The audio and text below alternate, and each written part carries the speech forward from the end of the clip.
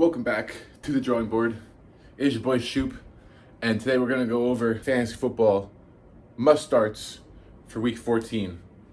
QBs, RBs, wide receivers, tight ends, defense, kickers, all of that right here on the board. And we're going to start off with the QB position. 5 guys you should definitely consider starting. And these are not obvious guys. I'm not going to throw, Justin Herbert or Joe Burrow. You should be starting them every week. These are not obvious guys that, if you need to win this week, might help you. So number 1 is Jared Goff against the Minnesota Vikings.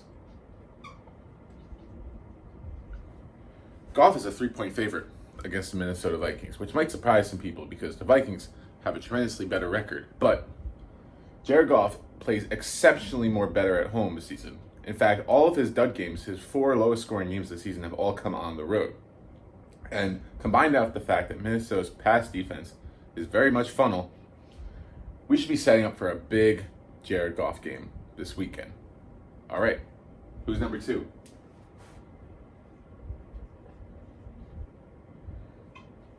You gotta start Tua versus the Chargers.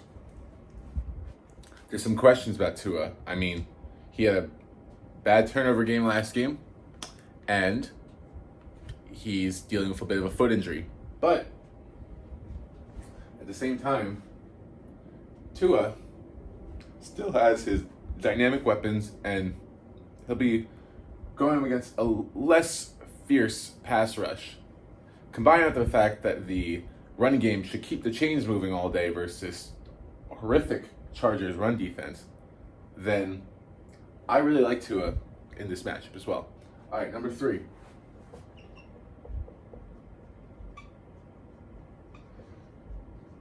Now, if you were able to scoop Tyler Huntley off of waivers, then good for you, because he's definitely a start this week. And why? Just because of his rushing ability.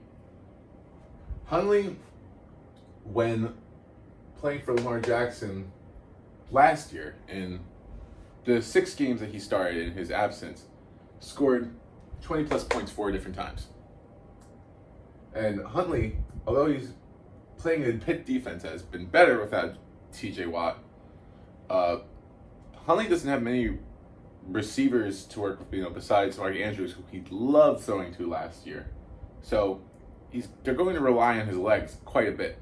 So that'll give you a nice floor, and if he can sneak in a rushing touchdown or maybe a passing touchdown or 2 in there, you got yourself a solid quarterback day. All right. So those are 3 guys that I really like. Who are 3 guys that I am sitting this week? Tom Brady, top of the list. Tom Brady playing against San Francisco. He hasn't really had much upside all year. I mean, when you're not a running quarterback in this day and age in fantasy, you're pretty much useless. But especially now with the injury to Tristan Wirfs, I don't see how Tom Brady's going to effectively move the chains. He might get sacked 9 times in this game. So if you're thinking about stacking Brady with like a Mike Evans or Chris Godwin, don't do it. Go for one of these higher upside guys at the top here. All right. So number 2, this one's going to surprise people, but I would bench Kirk Cousins versus Detroit. This seems like a home run matchup, doesn't it, right? Well, this Detroit defense has been much, much improved over the last 4 weeks. During this stretch, the Lions have gone 3-1. Well, they've won 4 of their last 5 games. And during this stretch, the defense has played much, much better. And part of that is their great run game, is their great run defense, but also the emergence of Jeff Okudah in the Lions' backfield. He has the ability to maybe not shut down number 1s yet, but definitely limit them. And I really believe in this Detroit team to limit Cousins. So I'm thinking more of a 10 to 15 point game from him today. And number 3. Who else do we not want to start today?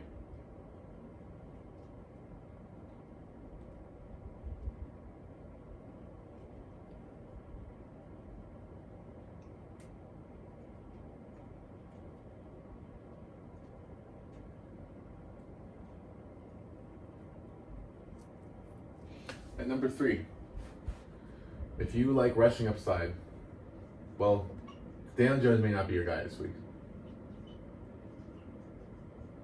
One of the biggest reasons for Daniel Jones not being the guy is because of the injury or potential injury to Saquon.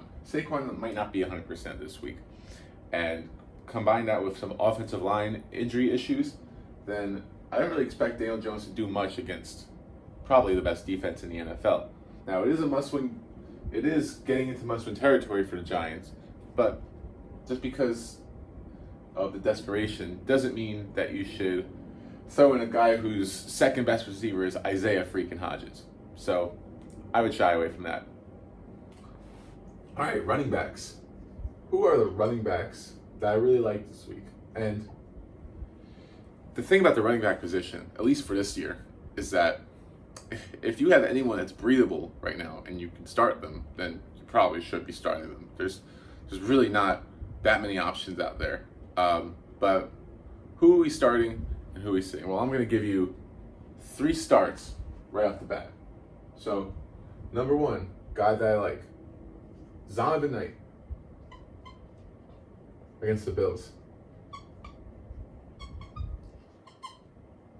So, Knight took over a featured role in the last 2 games. The first one, Michael Carr got injured mid-game, and the second one he missed. So Michael Carr is returning this week, but Coach Robert Saleh already said that Knight is going to remain a factor within the Jets running game. And if you really look at how Carr has performed this season, he has not lived up to his potential whatsoever. As a former 5th round pick, or 4th or 5th round pick from the Jets, there's a reason why they brought in James Robinson. Even though he didn't work, he's seemingly not working out. It's because they didn't think Carter could be a feature back. Knight's got that ability, and he's starter worthy even if they get in a negative game script because of his pass catching ability. Plus, the Bills' run defense has been poor in the second half of the season, especially after losing Von Miller. So if you've got Knight, if you racked him up off the waivers, then 100% you are giving him a go today. Second one. You have Isaiah Pacheco. You're on the fence about starting him, I would totally go for it. And that's basically because of the offense he plays in and the offense they're playing against, giving him immense touchdown upside. He might be going up against the second best run defense in the NFL. Yes, that is true, but no team plays offense quite like the Chiefs do. The way they mix up their matchups and are able to consistently get the ball moving down the field. Another thing that might be cause for upside, well, the Broncos' horrible offensive line might be putting them into situations where they're backed up deep into their own territory, which, once again, raise the touchdown upside for Pacheco. If you have Pacheco, I wouldn't look at the matchup and think, oh, it's a tough run defense. You're starting him no matter what. All right, and the number 3 guy that you must start this week.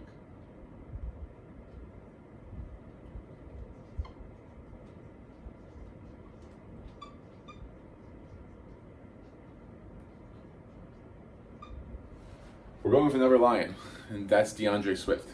And Swift has been a bit of an enigma this season.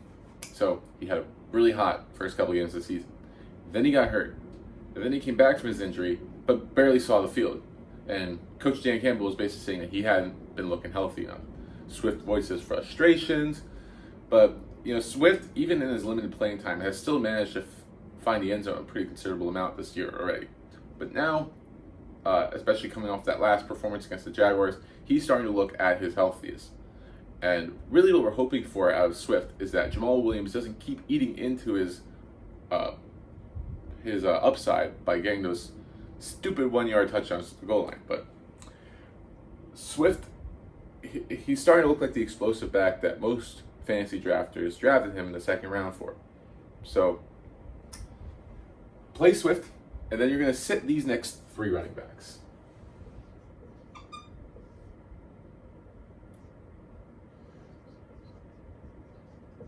So I'm going to break this up by committee. So technically these are two guys right here. But just like I'm sitting Brady, I'm sitting both of these Tampa Bay running backs in Rachaad White and Leonard Fournette. Fournette especially because Fournette has looked awful all year. And they're going up against the San Fran, one of the best defenses in the NFL. I mean, Miami couldn't get anything going on the run game last week against them. They had about like maybe 8 carries combined between the two running backs they had. So that floor already exists again in this matchup. But it's the fact that the team doesn't believe in Leonard Fournette, but still believes in him enough so that it eats into Rachaad White's total workload. And White, in his first game since taking over a bigger role, but still splitting with Fournette last week, got saved by a last-second touchdown last week. So don't look at that point total and try to chase it. I don't like either of these running backs here. So number 2.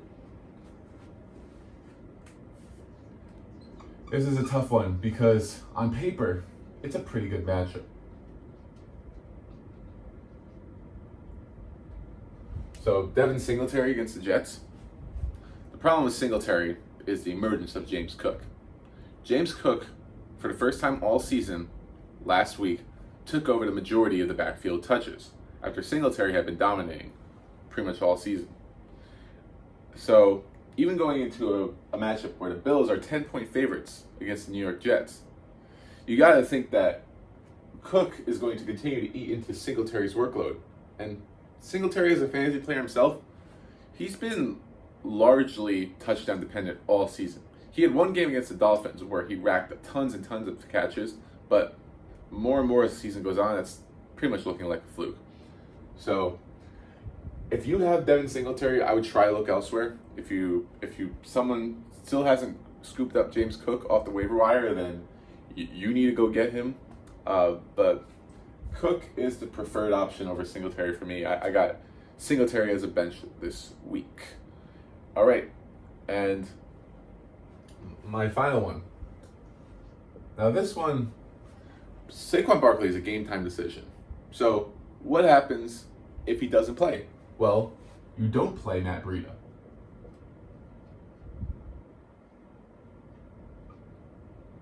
Now this goes without saying. You're not going to start an empty space at running back if you're desperate. But I would rather start a guy like Dontrell Hilliard against the Jaguars, who at least I know has some upside in the receptions game. I don't know how anyone is supposed to expect their Matt Breida, an older running back, to establish a run game against maybe the best defense in the NFL in a negative game script with a guy who not much of a pass catcher running behind a bad offensive line. It's just a recipe for disaster. So if it comes down to it and Saquon's not playing and you think, oh, I want Breida, I absolutely wouldn't chase. And in fact, I would bench anybody on this Giants team. It just seems like a low upside situation. So keep an eye on the Saquon news. All right, so we did the running backs, we did the quarterbacks. Let's go over some must-start wide receivers real quick. So go over to the board. The first one on the board, must start, Mr. Jerry Jeudy versus the Kansas City Chiefs.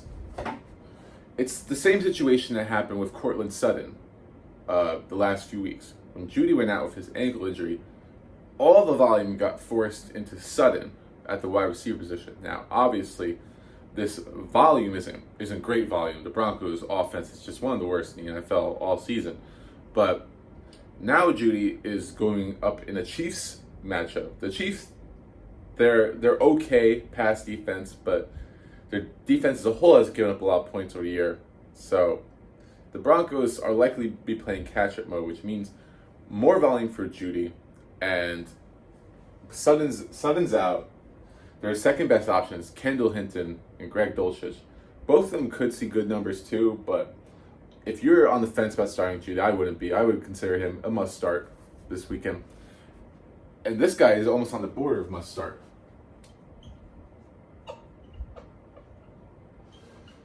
Zay Jones versus Tennessee. Look, if you had him last week and you were frustrated by his catch performance, one catch performance, I know. Me too. But the fact remains is that the massive boom potential was there for Jones just 2 weeks ago, destroyed the Baltimore Ravens. And if you think about the matchup itself versus Tennessee Titans, Tennessee is one of the worst pass defenses in the NFL. Awful cornerback group. They're much better at stopping the run.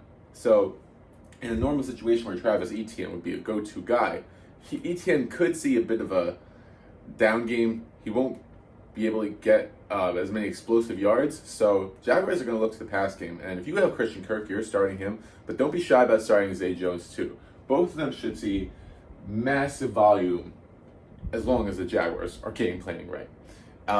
This last play is a sheer volume play. So Mr. Darius Slayton against the Philadelphia Eagles. Now, I already discussed the Saquon injury, how that could impact the Giants' offense. But if there's one guy that I would feel safe about starting no matter what, it's Slayton. Now, of course, he's probably going to get matched up with his name-alike Darius Slay out in the Eagles secondary. But who else are the Giants going to throw to? What else are the Giants going to do to try to win this game? Especially if Saquon's out. I mean, if Saquon's out, it'll open up a little bit more for Slayton. But Slayton has been a big play threat